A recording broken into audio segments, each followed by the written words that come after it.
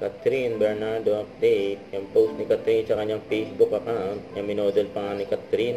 Yung bagong model na labas ng Realme. Na Realme GT6. Na mamaya 6 PM. Ang launch event. First, we got the everyday May behind the Bench. scenes. It's actually Catherine one of for my Bench. favorite collections from Bench because it's super comfortable and I can definitely wear.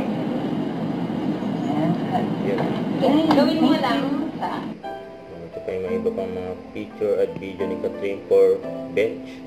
Sa post ni Pauvi, sabi niya, my first dream come true work shoot with Catherine Bernardo. Wow. First time niya makatrabaho si Catherine. Catherine Bernardo for Bench.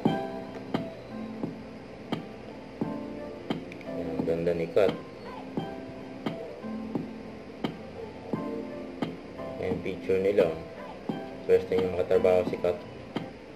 Huwag kalimutan mag-subscribe. Click ang notification bell para mga update. Tara po on with your reaction vlog. Bye guys. Thank you for watching.